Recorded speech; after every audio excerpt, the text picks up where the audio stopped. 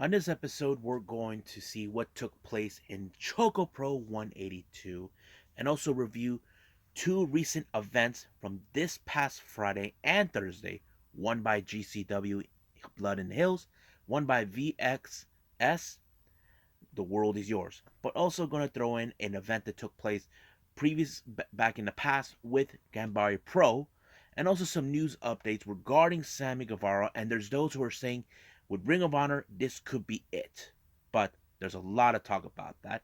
And also going to talk about a little bit of what's her name? Fallon Henley, who we knew her as Tesha Price, and why is it now that she's signed with WWE? Well, we'll discuss all of that on Deleted Wrestle Zone.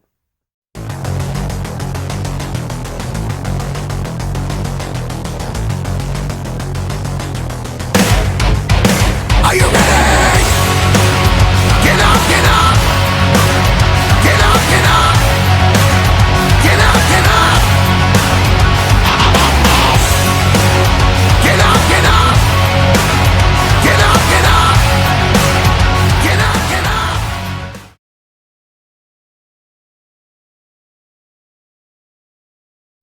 Welcome everybody to Deleted Wrestle Zone, all things that it's pro wrestling with AEW, NXT, New Japan Pro Wrestling, Impact Wrestling, the National Wrestling Alliance, various promotions, wrestlers, matches, and championships. I am your host, Jay Rodier. So, let's get cracking with Choco Pro 182. It's great to see Choco Pro back again. I love watching all their matches and their shows every single time on YouTube. They're always fun to enjoy. The first match, this is Chie Koishikawa, Too Much Energy, taking on the Lizard, Kappa. Now, Baliyan Akki mentioned this before the start of the show, that he has no high hopes of this match because those who ever seen matches involve Kappa, yes, I call him the Lizard. He's called the Lizard. He likes to bite people, scratch. He doesn't play by anybody's rules. Well, a small percent of the chance he could. But Chie Koishikawa was entering a world of getting herself mixed up. And that's something that kind of tells the story that, is she really going to do this? We all seen him. He's mean. He bites. That sort of thing. Now, the only weapon I always see in Chie Koishikawa when she's in the wrestling ring, she has too much energy. That always helps her in various situations. But in this time, it did not help one way or the other, no matter what. Because she has, somehow the Lizard always finds a way to get through that and has a tendency to bite people, especially the referees, which is kind of sad, but it happened.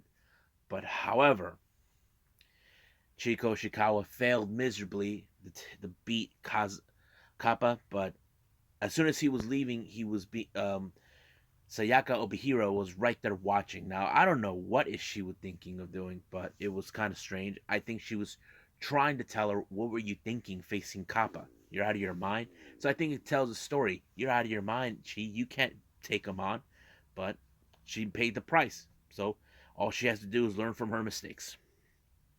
Now, our main event, we have Masahiro Takanashi teaming with Kiore Yoneyama, taking on Sayaka and Baliyan Akki. Now, here's a fact that came out the day before this Choco Pro event.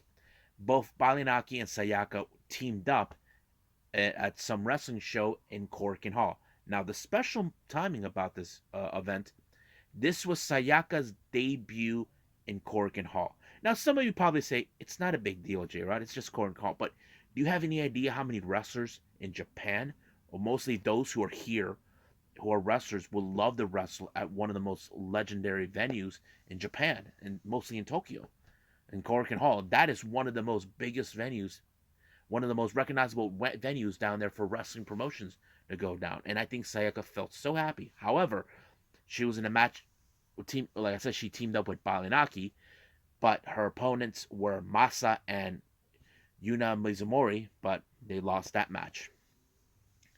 But this match was like anything's almost similar, but the only difference is Masa only teamed up with Yoneyama because, Yuna, she's mostly helping out with other promotions such as Tokyo Yoshi Pro, Acro's Girl. She's a freelancer. She's not exclusive with any promotion. Well, mostly with Gato Move, but practically that's what's been going on. And in this case, the match was pretty good. Sayaka put up a good fight, but however, it had no avail, all thanks to the experience with Masa and Yonayama, who in fact they both have equally 17 years of wrestling, and that kind of played out a good factor.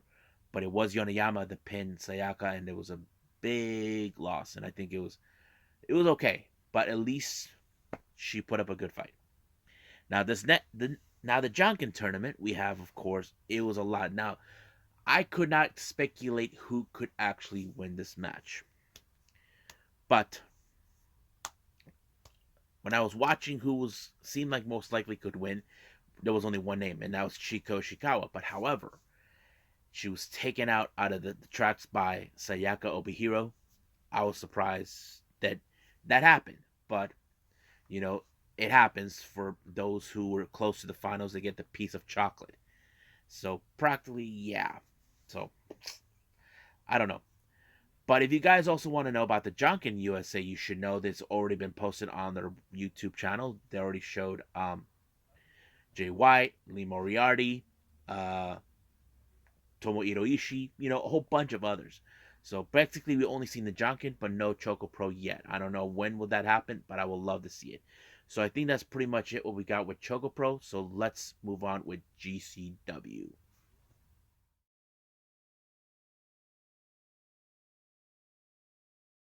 Alrighty then. So let's talk about Game Changer Wrestling, GCW's Blood in the Hills. This was in LA this past Friday, as you guys know. So it opened up with, well, there was supposed to be a scramble match, but they did not post it. I don't know why. I think it was a little messed up with the signal, or that was Dark Show. I can't tell from that. But however, first match that I was watching, that's when I started watching, was the GCW Tag Team titles on the line. You got Brody King teaming up once again with PCO to take on Damn Boys, the Briscoes, Mark and Jay. It was a pretty good match. As you know, these guys are familiarized with each other. They both came into ROH. The Brody and PCO were ROH Tag Team Champions, and they were, of course, the NWA Tag Team Champions before that. So, uh, it was great that they get to challenge the Briscoes for this. I wouldn't be surprised if these guys will be making regular appearances with GCW once everything changes with ROH. But it was a good match. Not to mention, it was Damn Boys who actually retained the titles when they put away Brody King. It was okay, very solid. Next match, we got Nick Wayne taking on Tony Deppen. Now, you all know nobody likes Tony Deppen. He sometimes is a cocky dude. He thinks he has the it factor or something like that. But you cannot deny his ability for what he can do. And somehow he always finds a way to win his match, which he normally does. Now, if he loses a match, he'll probably lose his mind or however you want to see it. But this time he won. Next match, we have Matt Cardona and his fiance his fiance Chelsea Green versus Bussy, Alley Catch, and Effie. Now, you guys know this rivalry between these two teams has date back for quite some time. As you know, ever since Matt Cardona first arrived in GCW, the GCW fan base hated him for somehow winning the GCW world title and then all of this and that, and Effie beating him for the internet title, which something in all of this. So basically, nobody in GCW wanted him, but he kept showing up. And then all of a sudden, when he regained the internet title back from Effie, Chelsea Green show up in order to win that title. Then all of a sudden, Alley Catch get a glimpse of the whole thing with Alley Catch with Chelsea Green getting involved.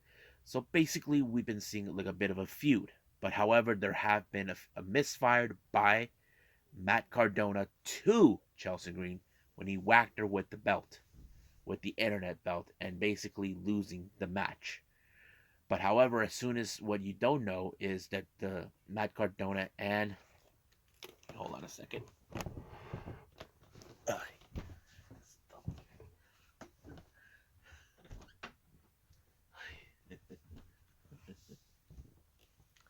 Sorry, folks. It's my cat. She just wants the attention. So anyway,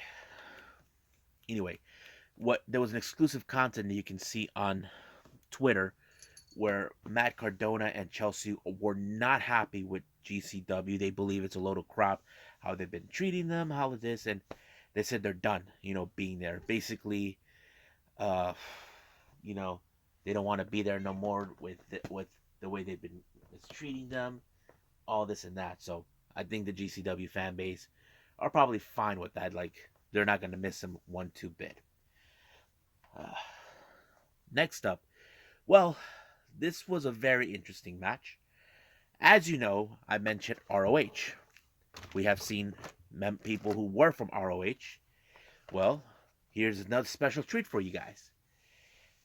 Jonathan Gresham of our, who is also who was one of the most pure wrestling champions ever, and of course the ROH champion. So basically, he set himself up in a pure wrestling match rules against AJ Gray. Now, some of you can say this to yourselves. This is something that it's out of GCW's wheelhouse. I would agree, but I think GCW are willing to embrace the pure style of wrestling. Now, some of you could say this to yourselves time and time again, but isn't a GCW involved mostly with death matches? I agree with you on that too. But like I said, they'll probably embrace it like everything else, But there were speculations that Ring of Honor could, guys like Jonathan Gresham could put his title on the line. But I have to say, this match between Jonathan Gresham and AJ Gray was okay. But if I have to rate this one, I will give it maybe a 6.5. I mean, it did not have like the same kind of pure wrestling style that I've seen with ROH these past couple months, because the way I see it, for me, it didn't feel like an actual pure wrestling rules match. Sorry, sitting at my cat's bed. So anyway, that's the way I envision it. But of course, the code of honor was not was given, but AJ Gray refuses to shake hands. So I don't blame him for that. Now, as you know, Starboard Charlie got himself injured in between GCW events. He got hurt in an LA event not too long ago. He was out for a couple months, so he did stop by. He wanted to say hi to everyone, the fans, even his GCW brethren, and I thought it was pretty cool to see that. And of course, he wasn't there. He wasn't alone. He had his mom with him, named Blanca. It was cool to have your mom by your side. Now, our next match. Now, to me, this is exactly like a classic match in its own way. I have watched these two guys face each other on multiple occasions. It didn't matter if it's in GCW or Warrior Wrestling or Black Label Pro, anywhere. Their matches are awesome and they're classics, in my opinion. And I don't know how you guys would feel about it. I'm talking about the sauce. Alex Zane versus All Heart Blake Christian. As you guys know, these two guys were recently with WWE for a short time.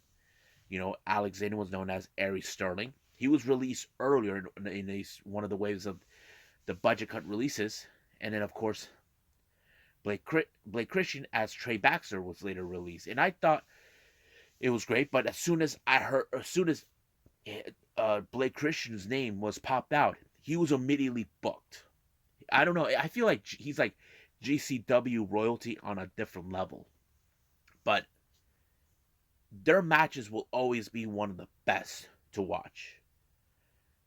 I was completely biased with this match, but I cannot deny every time I see these two guys, they're always put it 110% in the ring. I think it's what makes them one of the most popular wrestlers in the independent scenes, and I'm glad that I get to see it again. But however, it was Blake Christian that pulled it off nicely when he put away Alex Zane.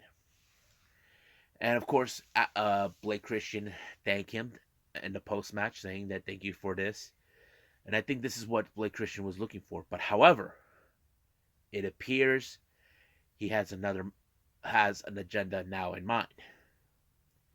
He wants a shot of the ROH World Title against Jonathan Gresham. Now, that title can still be defended regardless. Everybody who won those titles in Final Battle can defend it. So, I mean, we know that Roxy is going to put her title on the line against Deonna Purrazzo. So, that is yet to be seen when. But, however, Blake Christian did said he wants to take care of this on January. So, hopefully, if Jonathan Gresham hears this, he definitely would accept it. Now, this next match is Matthew Justice. He was replacing someone who was supposed to be in this match, taking on Jacob Fatu, the Samoan werewolf, along with Juicy Fanui. This match was extreme in a different level. Basically, Jacob Fatu is the kind of guy who doesn't care what rules, all this and that. He just wanted to break someone in half. The match ended in no contest one way or the other. However, if you guys remember, before all of this, there was a feud between Fatu and Fanui against Starboard Charlie and Chris Dickinson. But they actually put their sights set on Starboy while he was injured. They even tried to hurt him more. There were others that tried to stop him. Even Matthew Justice tried. But however, they managed to hurt him by subduing his mom to make her watch hurt him real badly. Everybody tried to tell them to stay out. But this is going to be a very interesting feud between, when Starboard Charlie and Chris Dickinson get back. This is going to be one interesting feud to watch. Now, our main event is the No Ropes Barb Wire match. This was a match that was set by none other than the Silver-Toothed Satan himself, Atticus Cogar, against Jordan Oliver. This feud started when Atticus Cogar was repeatedly attacking Nick Wayne, the son of Buddy Wayne. So basically, Oliver was defending the younger generation, wrestlers who should be able to make name for themselves. But Atticus Cogar doesn't see it that way. He just sees Nick Wayne as a worthless garbage who doesn't deserve to be there. That he's nothing compared like him. But that's how this whole feud had been going back and forth. Atticus Cogar hurt him badly the last time. But this one was one of the craziest matches ever. And Oliver actually set the table on fire. Or was it the door? I don't know. The door on fire. That did not stop the Silver-Toothed Satan one way or the other. But, however, it was Atticus Cogar that beat him when he used a barbed wire table to take him out, and he won. So basically, Atticus Cogar is proving that he is the best at what he does as a deathmatch wrestler. But the real question is, who can take him out? That's yet to be seen. So I think that's pretty much it. We won't see the next GCW event till December 31st and January 1st. So let's move on with the next review. I think this one is Violence and Suffering, The World Is Yours.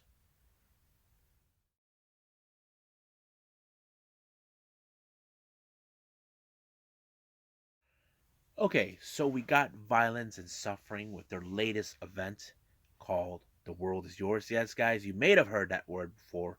The World Is Yours, coming from the legendary classic movie that Al Pacino was in, Scarface. So yeah, it was a very interesting show, very small, low key. It's the Baldwin Park venue where Bar Wrestling did a lot of their shows, and they've been doing Violence and Suffering has been doing their shows a lot there recently. Now the opening match was tag team action. We got Jack Cartwheel and Nick Wayne teaming up, taking on Wasted Youth, consistent of Marcus Mathers and Dylan McKay. This match was pretty good, not due to the fact that, you have an interesting combination of wrestlers. Like, you got Cartwheel and Nick Wayne. They're both guys from the Northeast area, and of course you got of course Wasted Youth from the East Coast.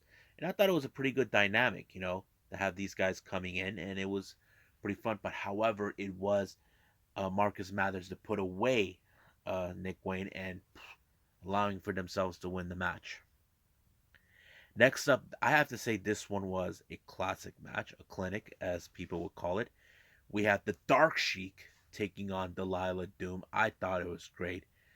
I was like, whoa, this is nuts. Dark Sheik has been very impressive from me watching her many times. I'm like, even seeing her in GCW, I'm like, whoa, I'm just blown away. But one of the commentators was Delilah Doom's husband, Eli Erifly. He seems like he was going to help her, but other commentators reminded him, "You cannot leave. You're under obligation by the VXS officials." And apparently he did. But Delilah Doom surprised us when she somehow was able to get up and put Dark Sheik away, and boom, win the match. I'm like, wow. I have to say, one of the best matches I've seen so far. Next up, now, this was a grudge match in 14 years in the making. You got Brandon Gadsden taking on JTG. Now, some of you probably tell me, why is that meaning? What is 14 years in the making? If you guys don't know this or not, if you guys have Peacock, or if you guys are international, still have the WWE Network, I'll tell you what happened. 14 years ago in 2007, Crime Time made their appearance. Brandon Gustin was there. But when Crime Time won the match, they took out Brandon Gustin and removed his boots and sold them. So this is more like a match that was meant to happen by chance, that the storyline is there to build up, saying, yes, Gaston still has a grudge against the JTG for what he and the late Shad did by taking his wrestling boots. But basically, you see in this factor, this is from what I can tell. Brandon, before the pandemic, he made his debut, but he hasn't unable to be booked any matches. JTG was able to get books from this particular promotion many times. So basically, it's more like who had the much bigger edge to win. And I think in this way, it turned out to be JTG. And I think that's what played out. And it was pretty good, in my opinion.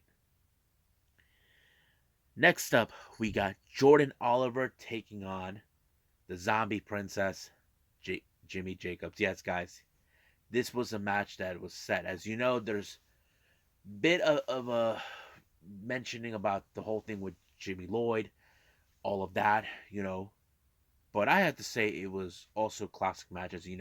Jimmy Jacobs is one of those guys that kind of like involved themselves in death matches, but I have to say it was pretty good. Or Jordan Oliver did come on top on this match, and I'm very, very happy how it goes.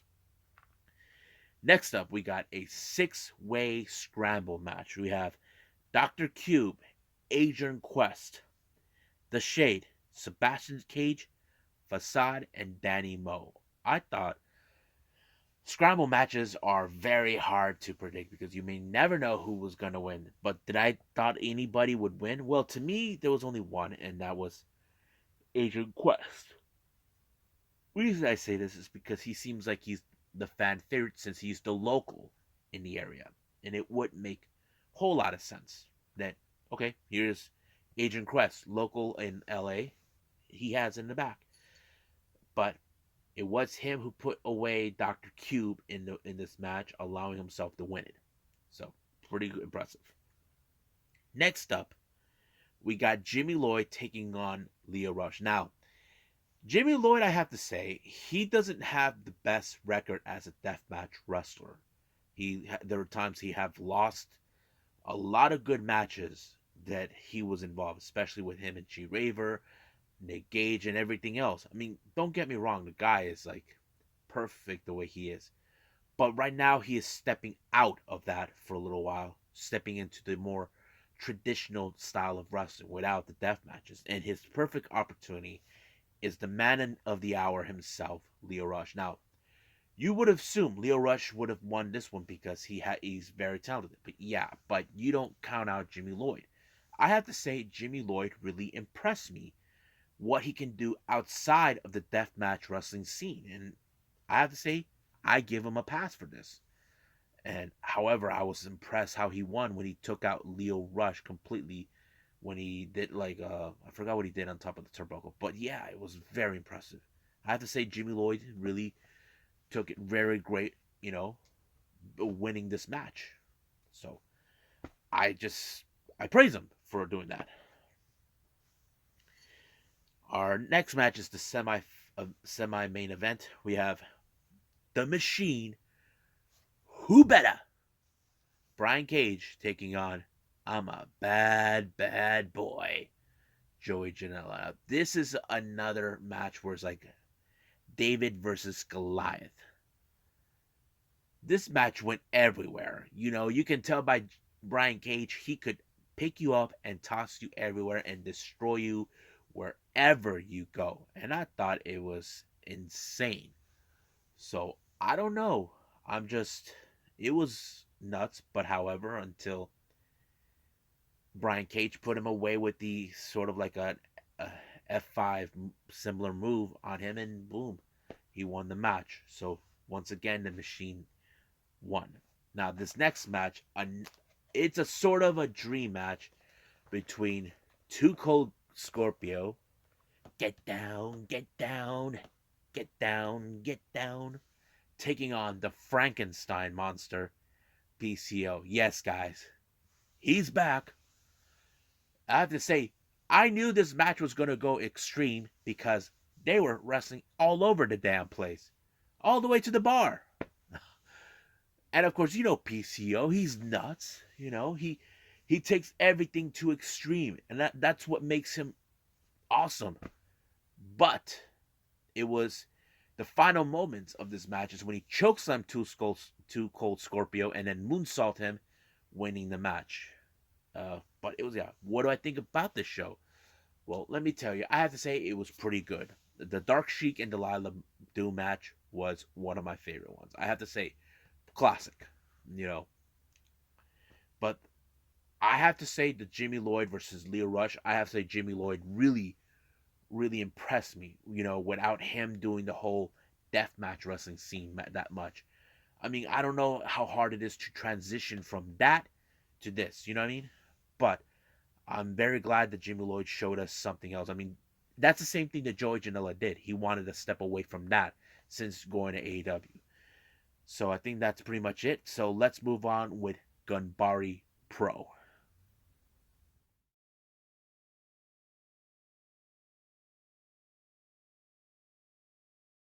Okay, the last thing I'm going to review for all of you, this is from Ganbare Pro, the sister company of DDT Pro Wrestling.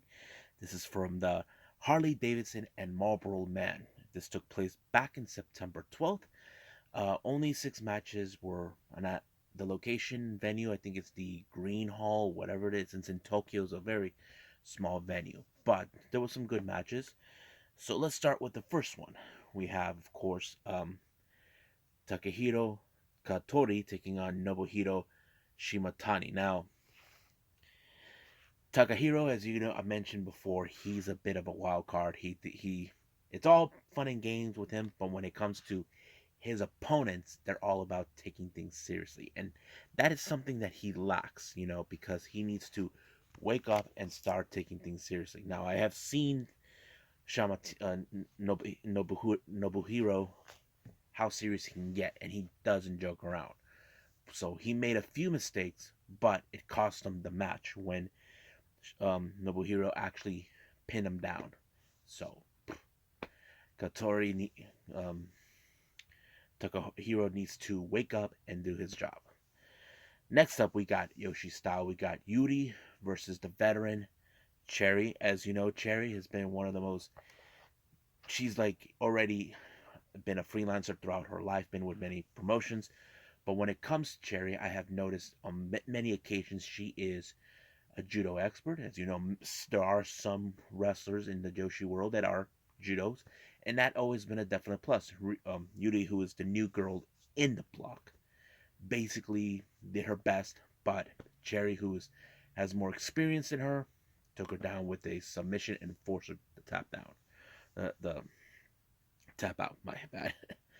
Next up, we got a 6-person intergender tag team match. We have team number 1, Arukaze, Makoto, and Shunichiro Tominaga taking on Miyako Matsumoto, Moeka Haori, and Shota. Now, Miyoko is trying to be nice, as you know, when in certain Yoshi wrestlers, they like to extend their handshake to, how do I say, friendly competition, but the others, they're not.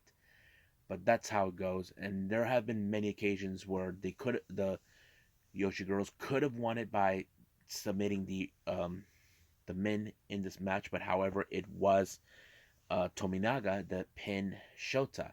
Basically, he is gunning for his title. So Shota is not a very happy camper, but you may never know. Next match, we got singles competition. We got Shu Sakurai taking on who was it? Shuichiro Katsumata. Now, these guys are part of the same faction known as Healthy, but they haven't done anything together for quite some time. I'm not 100% sure if they've broken up or whatever the case is, but they did not hold any punches or anything whatsoever. But it was Katsumura who picked up the victory against Sakurai, and I think whatever problems they might have had in the past, in the post-match, they buried a hatchet. Next up, we got tag team action. We got Kosuke Ishii, Shigehiro Iri versus Yumehiro Iminari and Ken Oka, who is the promoter and founder of Ganbare Pro.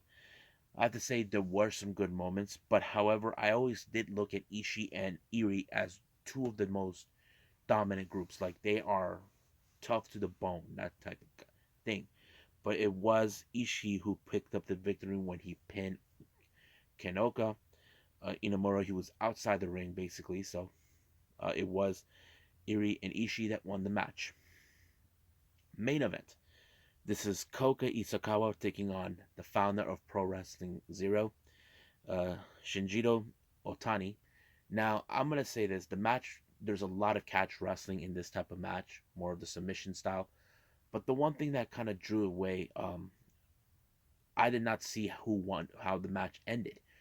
But I did, from my information that I looked online, it turned out it was Shin Otani who won by submission. But it was unclear how it done, because I don't know if the match went longer, because every time you look at these events by Ganbare Pro, they're normally like some point over 2 hours, like an hour, hour and 10 or 15 minutes. I'm like 2 hours and 10 or 2 hours and 10, 15 minutes. I don't know, but it was kind of hard to understand why they did that. It was kind of messed up, but hopefully they do things right again. But I think that's pretty much it. So I think it's time for some news updates.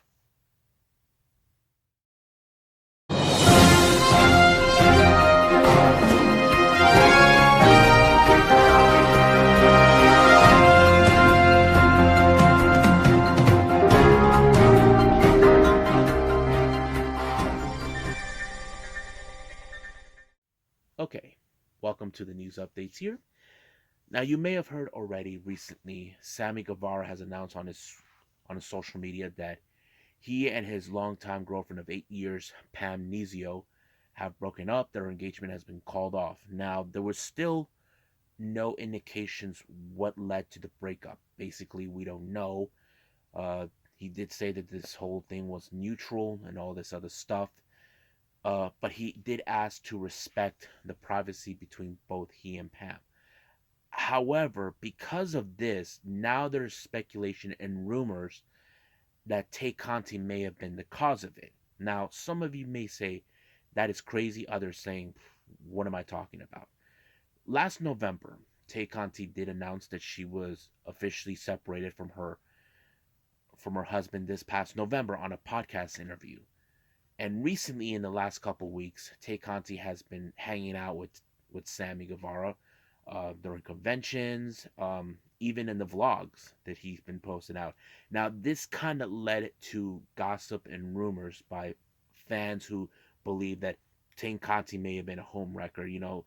I find it kind of really ridiculous, but luckily there are other fans are like telling these fans who are spreading these rumors, who's speculating, to shut the hell up, to stop speculating what you think happened between Pam and Sammy.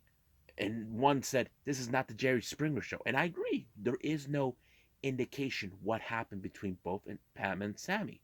Now, it's no secret that Ty and Sammy are part of the same promotion. So what?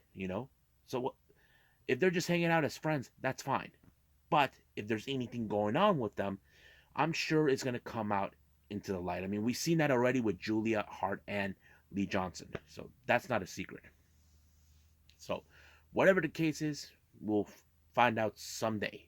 It may not be today or tomorrow or next week. Someday. Let's just wait and see. Now, I mentioned before on previous reviews about Ring of Honor that they're shutting down. Apparently, a Ring of Honor chief operating officer, Joe Koff, has now been saying that he's shutting down the speculation about shutting down for good. Now, those are saying that Ring of Honor will not succeed with the latest changes. Now, if you guys know, all the wrestlers will be released from their contracts by the end of this year. They'll be stopped paying, and now there are some wrestlers who are being already asking for bookings for 2022. So basically, he did clarify. He said, "We never said anything about shutting down. I know there's mixed feelings and reactions towards what Ring of Honor are going for. As you know, they're not going to just sign wrestlers. They're just going to use wrestlers just to make appearances, like per show basis, from what he understands. So basically, it's more like he's trying to shut down whatever fans are thinking or whatever we want to speculate." Now, in the last episode, I mentioned about Tasha Price, better known as now in WWE as Fallon Henley, who just officially had her first ever WWE experience on 205 Live when she teamed up with Erica Yan. Basically, she is now officially part of the roster. Now, this is what I did to come up with it. Now, she has been wrestling since 2018. She first worked with AEW, Shine, Shimmer, and other promotions throughout those time. However, she did work NXT in 2018 as an enhancement as Delilah Price, but she lost that match to Lacey Evans. But she was part of a dark match that she was involved in that very same year for the Mae Young Classic, where she faced Britt Baker, who eventually became our current AEW Women's World Champion. And she has worked with AEW on 21 matches from November of 2020 to August of 22, where her last match was against Hikaru Shida during a special edition. So basically, she had appeared on NXT and 205 Live for certain occasions. She wasn't officially yet. I'm assuming they might have been considering hiring her. I know some AEW fans probably question why did the AEW sign her. Well, whatever the reason is, maybe they didn't see her with the right fit or whatever the case is. But let's just be happy she's somewhere where she can,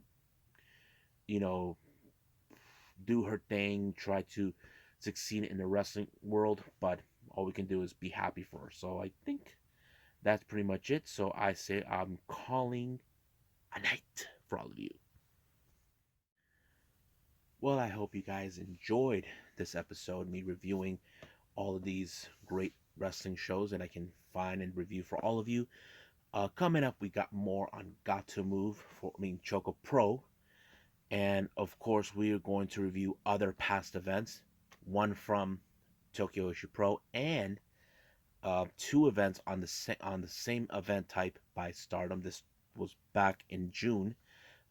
Basically, this is where certain things were taking place before Yokohama Dream Cinderella, which was a very interesting event. But I can't wait to review all of that. But if I do have time for one more Yoshi promotion, I would do it. but we'll see what happens then. I'm not making any promises that I can't keep, but we'll see what happens. But for now, I'll see you guys in the next DWZ time, same DWZ channel. I must bid all of you adieu. So, goodbye. And have a nice day.